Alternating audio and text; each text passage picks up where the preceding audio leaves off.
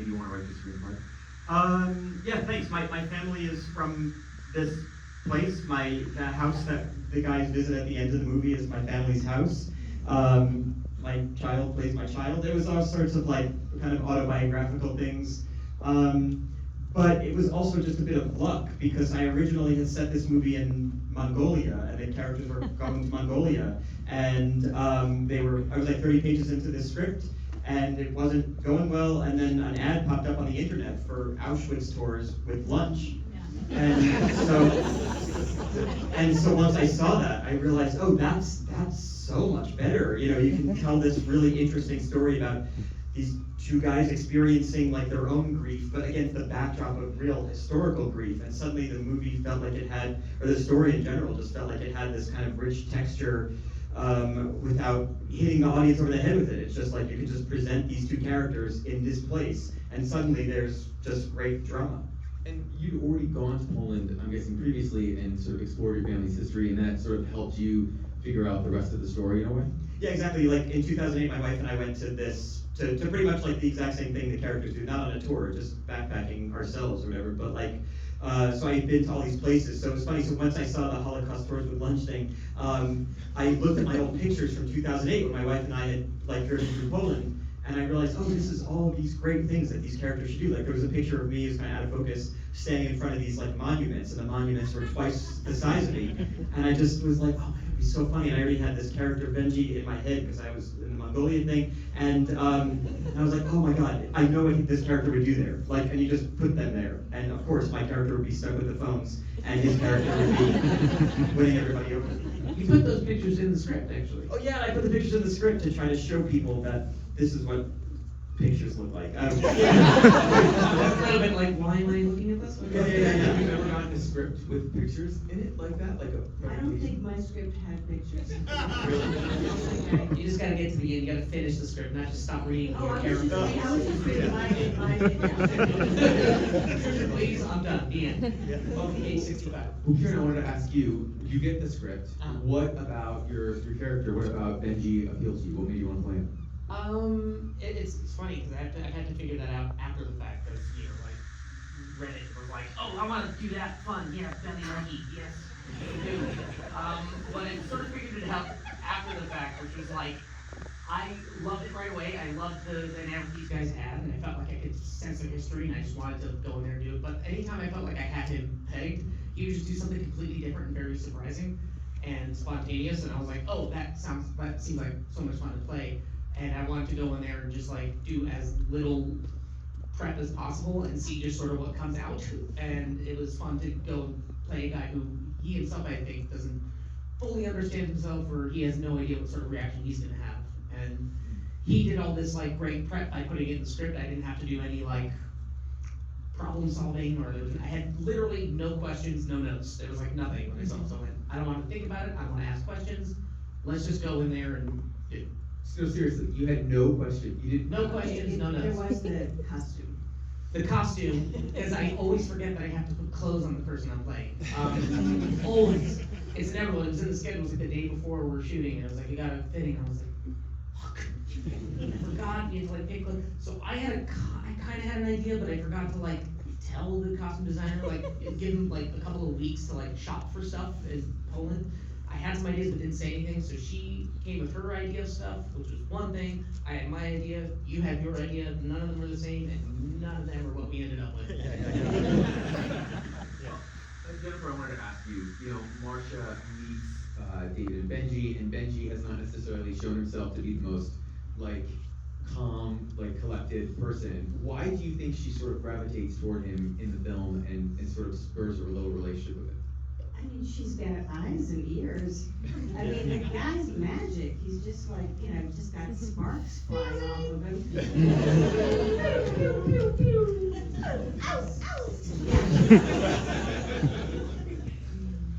And I wanted to sort of ask all of you, and we're having such a great time, but the film has very serious moments in it, and you guys, actually, Jesse, I need to ask you this, how did you get permission to shoot, and I'm going to butcher the name, Majdanek, a concentration camp? How did that, it's so rare for any film or even doc to be able to do stuff like that.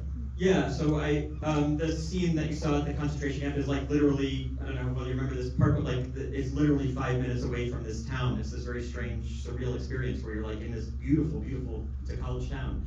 And then you go like 5 minutes down the block and it's really weird. So this place of, great death. And they don't want any movies filming there because obviously it's like a hallowed space. It's like a cemetery, you don't want to film there. But I had finally gotten in touch after like 8 months of just trying to get in touch with them, just to tell them that my intention was their intention. They're a museum now and they're trying to get people to come there so they can tell people, hey, this thing happened, this is real. And I was trying to do the same thing in this. And so it ended up becoming this really beautiful relationship, but it took a while for them to trust me and that my intentions were like, not exploitative. And you shot it in one day, am I correct? Like, was it just super quick, like trying to limit your limit the disruption, I guess? Yeah, but because we had the privilege of being able to film there, I wanted to do as much as we can, even though I wasn't going to use it. So, for example, we had 2 cameras going, so we would have a camera leapfrogging our main unit to just get interesting shots of, because I didn't think this is such a great honor to be able to film this stuff. I just wanted to film everything. But then when you're in the editing room and you're putting together the scenes, you don't want to see every image just because it felt at some point just it's a lot to give the audience, and also at some point it's not the movie. Now it's like a montage of something that we were allowed to shoot as opposed to what the characters are experiencing in the movie. And I don't mean to dwell on it, but when I was speaking to one of your co-stars, the fantastic Will Sharp, who plays the tour guide in the film, he mentioned how tough it was for him to sort of stay in character while you guys were on, going through that. And I'm curious if that affected you at all, or was it almost easier as being in your character? He was in a unique position because for us, I'll speak to my own experience, which is just that I was experiencing it in real time as the character was, and the way that he decided to shoot it was use as much practical lighting as possible, set up a camera, characters walk in, take it in, walk out. 1, sometimes 2 takes, and that was how. So we had to take it in. He was in a different position because he had to remind himself that as the tour guide, he would have been there before and have things to say about it. So he had to withhold a lot of whatever feelings he was having.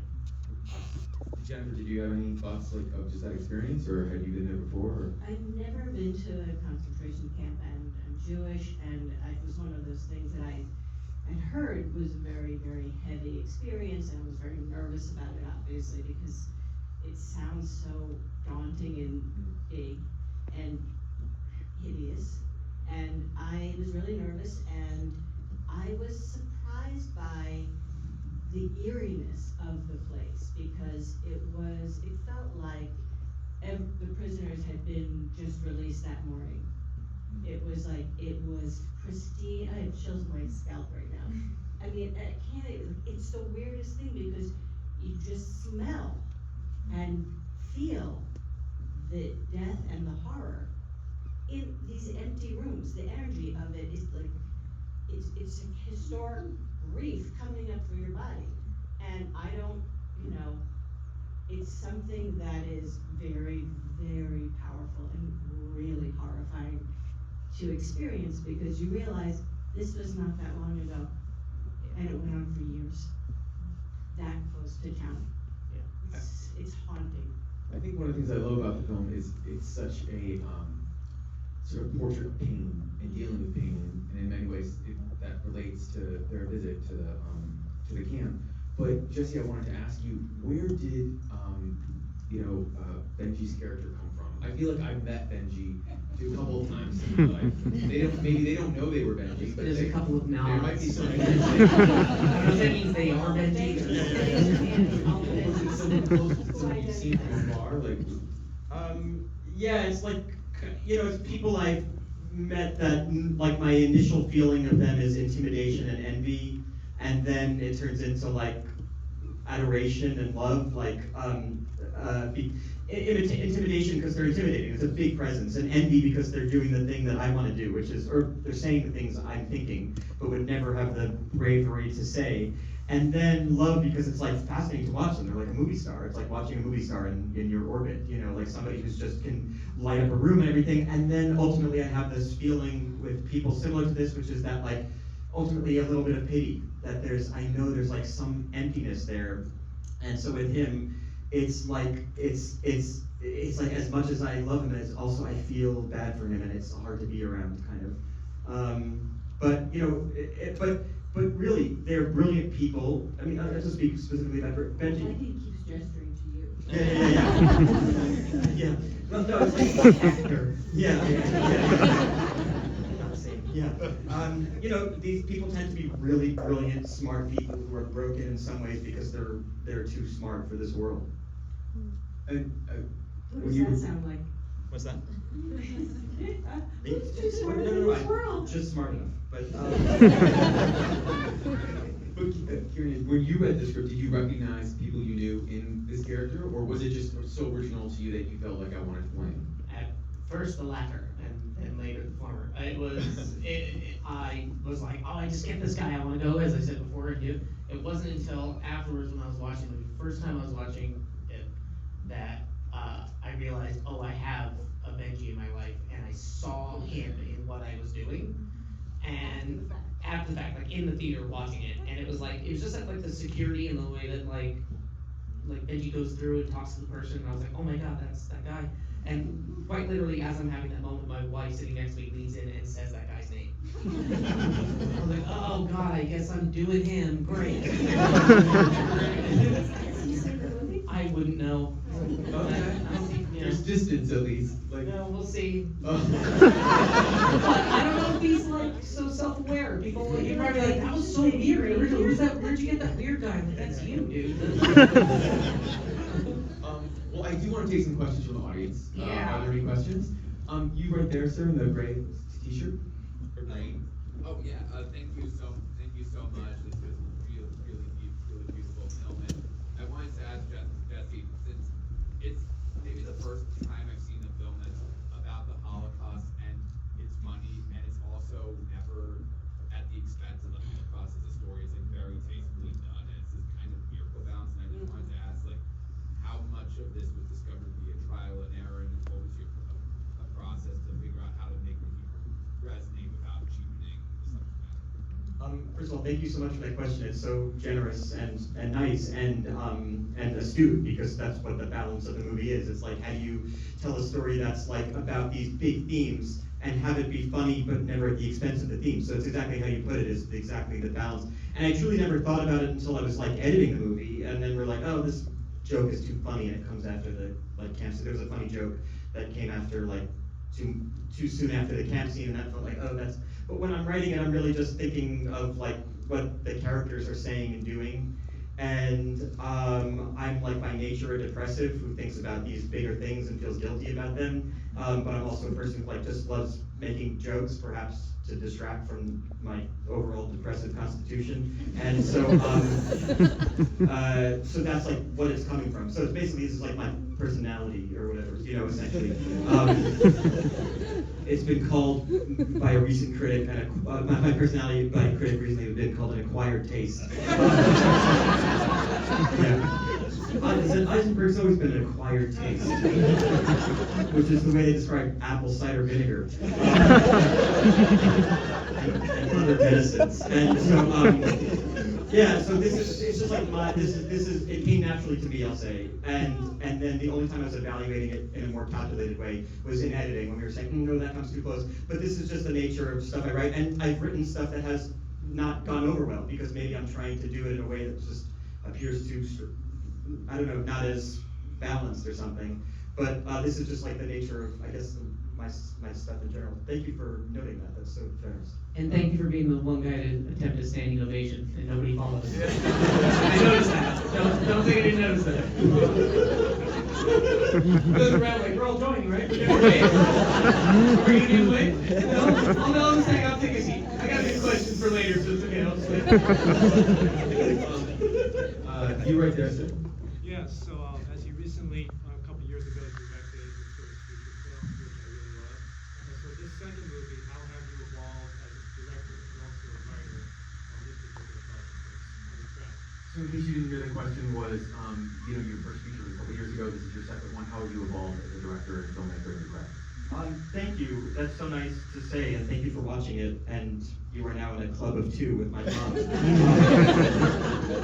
And yeah, I don't think I've evolved in any way. I just think like I've been writing plays for 20 years, and my first play I thought was really good, and the second one didn't work as well. Like I just feel like I'm just trying to stay active, and sometimes they hit with like an audience or something, and sometimes they don't. But I don't feel like it's me getting better. I suppose just as you do something more, you get better just by 10,000 hours or whatever. But like I don't personally feel like, oh, now I know X and didn't know X before. I just feel like I just want to work and keep my head down and not worry how it's perceived, because once I start worrying how things are perceived, I think I'm going to get too like paralyzed by it. So I don't know, like to your point too though, like to what you're saying, like my last movie I think did not get well received, and I think it was maybe they didn't think that that balance worked or something. People didn't think that balance worked or whatever. So I don't know how to think about it. Maybe I've gotten better, but not in a way I can exactly articulate. Can I tell, you did articulate it once, to Oh, me, thanks. a little bit, Oh, which, please do. well, you sort of, I pieced together the thing you said, and then, like, I thought it was a huge leap to go from movie one to movie two, where you told me with the first movie, you said that some people basically didn't like your characters, and you said it had never occurred to you that people wouldn't love these characters. Oh, yeah. Because you love the characters. And by film number two, I think that's a huge adjustment to make to already, I mean, in the script and have the other characters, basically, some of the characters don't like Benji, and some do. To have that perspective just from one film to the next to go, if I like him, some people might not, and that's, I just as an outsider, I think that was a big adjustment you made. Yeah, that's true. That's really nice. Thanks. But it could also be your bright lightness that made it. There we go. Some people like, some people didn't, some people don't like the guy, you know? But that's also a beautiful thing, to be that, to be just your authentic self, and Yeah. that's always gonna have haters. So true. You up there in the green with the long sleeve shirt, I think, or jacket. I was really struck by the decision that you didn't include like a big monologue, like a cathartic break for Benji at the end. I was wondering, was there a version of the script where that was included? Why did you choose to keep it more restrained emotionally? Oh wow, that's really astute. Yeah, you're saying why is there not like a monologue from Benji, or like something to fill that space of like a monologue by Benji?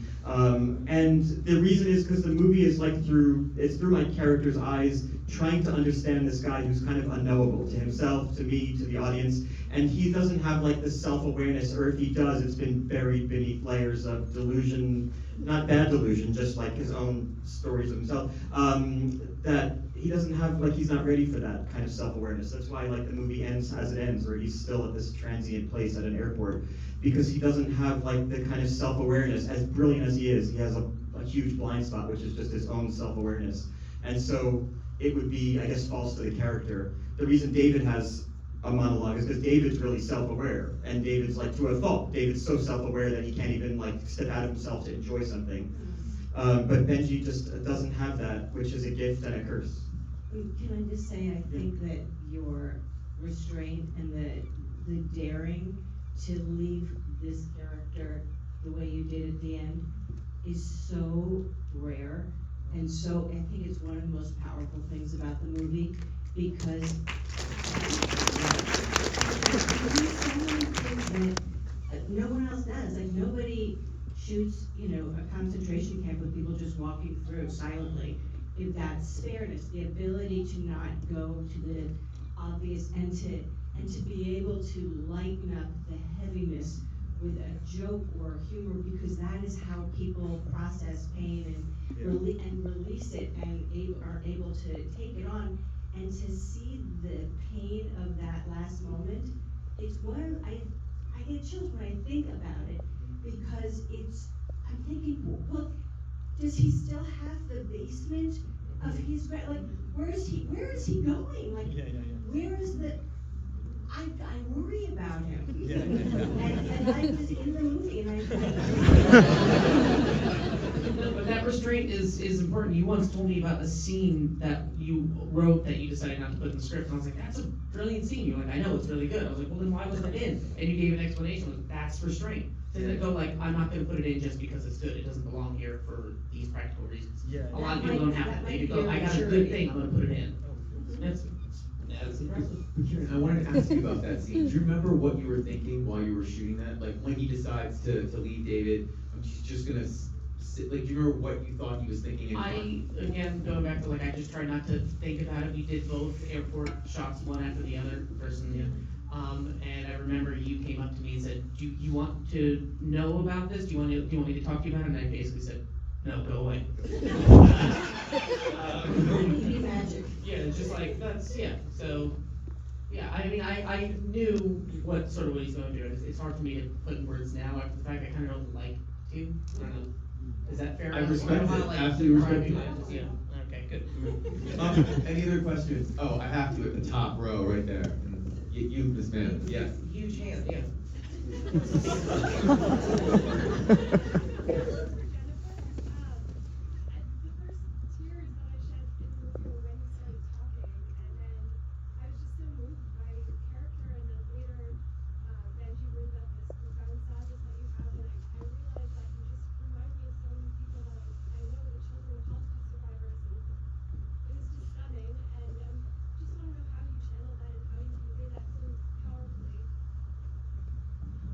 I don't even know what to say.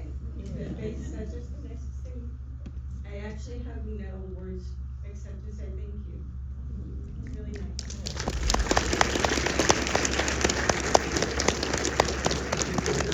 More. You sir right there. Was it me? Yes. Oh, I didn't know. No worries. So, question about the beginning and the end. Because of the way that you filmed it, it felt like in the beginning he was waiting at the airport for him because of the part where he comes up and he's like, "Oh, I've been here for 3 hours and stuff." Yeah. But in actuality, it was the end because he's thinking about all he's thinking. Because when we see the end, that is the exact spot he was sitting in. Are you trying to do like a circle that we started? No, he's in like a different outfit, so it's not trying to do that thing, but thank you for even applying that very interesting idea. Yeah, no, the idea was just like, this is the place that this guy feels most comfortable. Like, he's great in short relationships. So he's great with the tour group. In 2 seconds, he charms her, but is he gonna have like a life where they talk a lot? Probably not. Like, he's great in these kind of little spurts. And what is a littler spurt than an airport, where you're meeting people for 5 seconds and you can charm them, they think you're the coolest guy in the world. You think you hear where they're from, he tells you some fact about where you're from, and then, and you leave. You meet the craziest people. Exactly that. Exactly. Thanks so much for saying. Before we take one other question from the audience, I did have one that I wanted to ask about. One of my favorite scenes in the film that I've remembered ever since January, and I'm not humble bragging, I swear, it's from my head, is when Benji confronts Will's character in the cemetery. Yeah. And when I spoke to him about it, he said there was no time for really rehearsal. You sort of like did it on the day. Yeah. Can you guys talk about shooting that scene? It's a consequential scene to the film, and did you feel rushed? Did you feel pressure? Like No, that was the best example of that thing I talked about with not wanting to prepare, just seeing how it comes out. Because sometimes I would read something and go, "Oh, I get the scene, let's just do it," and I would find that it's becoming an argument. I don't understand why. That's not how I saw it. It's just that's how it's coming out. And that's what happened with that scene. Is it just had different temperatures. There were times when Will started fighting back and got angry with me. So then I just got even hotter. I got red in the face, and there was one take where he ended up kind of like slowly. He ended up behind the tombstone, and he was kind of like using it as a barrier to protect himself because I was hurting him too much. And sometimes he was very soft, and it was, I don't know, it was a lot of fun to just batter him. And it's funny because, when you're doing it, you're the character, you completely justify it. And I'm like, this makes sense. Like, yes, perhaps I'm being a little too harsh, but he needs this note. No one's giving him this note. Then I watched the movie later, and I'm like, someone hit this dickhead in the face. I think there's time for one more. You sir, right here in the red jacket. Yes. I guess I don't want to insert myself into the question too much, but I've traveled quite a lot. I direct and travel for that, but I've never had an experience where I can take a team, a family of sorts, all throughout, all these locations. Right? I kind of think, I'm wondering, art imitates life imitates art. When I travel, I find that there's always these really unexpected, I don't know, fun memories and all that stuff. And I'm wondering whether, that there were any for you guys in this journey as a team and as family together in this production. So the question basically was, did you have fun? Was there any like No, you're right. No, actually all the fun was unexpected because or not just fun was unexpected, all of the big moments were unexpected. I thought I would have a big moment outside my family's house because I'm filming a movie outside my family's house, and I didn't. It was just we have to get the shot, and the sun was going down, and the house was there, and it was great, but I couldn't think about that now because there was 1,000 other things to do. And then when I think about fun, it was I had fun. No, but when I think about fun, the scene in the cemetery was I was laughing all day long. It was just the most fun I've ever had in my life. That to me is more fun. I'm not great one-on-one. I'm not great at a dinner party. To me, that is the most fun thing in the world. We're creating this thing. I've never seen a dynamic before among characters like that, where the guys were rating a really well-meaning tour guide on the holiday.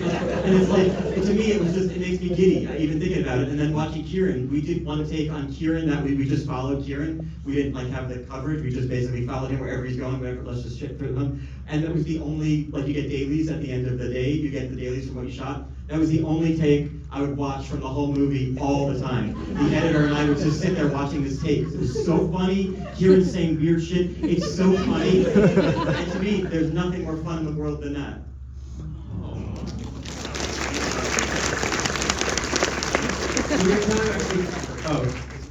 Yes. Yeah, sorry.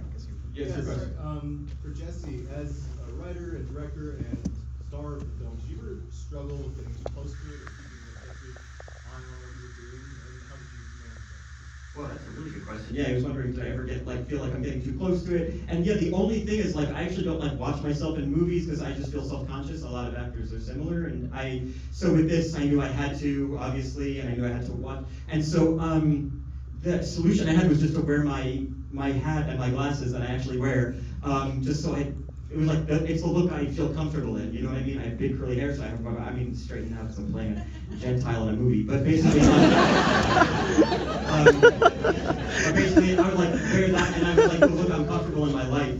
So that was a way for me to get separated a little bit from self-consciousness. And then in terms of getting too close to it, no, because I always felt the more real the things in the movie, the better it is. So the more real my feelings are about male relationships, where I'm saying I love him and I hate him, the more real those things are, the better it is for the movie. So I always felt no, the more real I can get to myself is better, rather than creating something I'd want to see.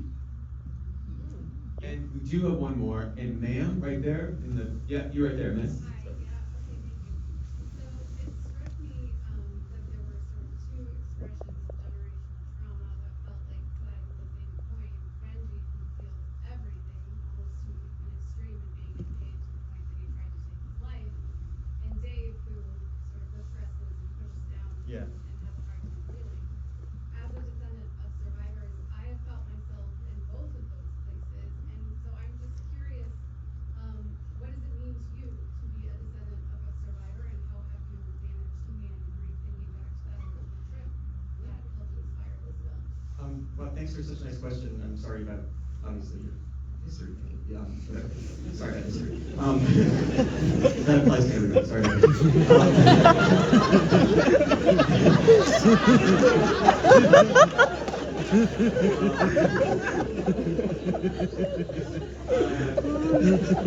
Such a nice question.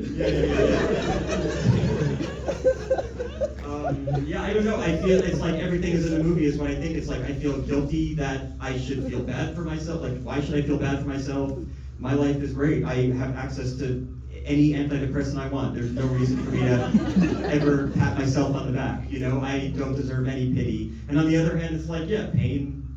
I was just talking to my sister today. She's a therapist, and she has rich patients and not rich poor patients. And she was just telling me yeah, she sees all their pain as she's it's quite similar, and it's really if somebody's life is miserable, there's no amount of whatever that they can have to make it better. And in terms of generational pain, it's to me, it's this is the two sides of it that I can't reconcile. On the one hand, it's yeah, I must have been affected because I grew up with paranoid parents because they thought they were going to be killed because their parents thought they were going to be killed, etc. And so I'm paranoid, right? But on the other hand, I'm but my life is so much better than those people's lives that I should just feel thrilled at all times. And if I'm not smiling one day, I've made a huge mistake. And so yeah, it's those two things, and they're really irreconcilable. Because on the one hand, you want to feel like, well, my pain is real because I come from these things, and I feel the anxiety that they felt because it's been passed down in this way. And on the other hand, they're like, wait, how dare I feel bad for 1 minute? I should go out, help people, and smile. Everyone, thank you so much for being here. Please stand.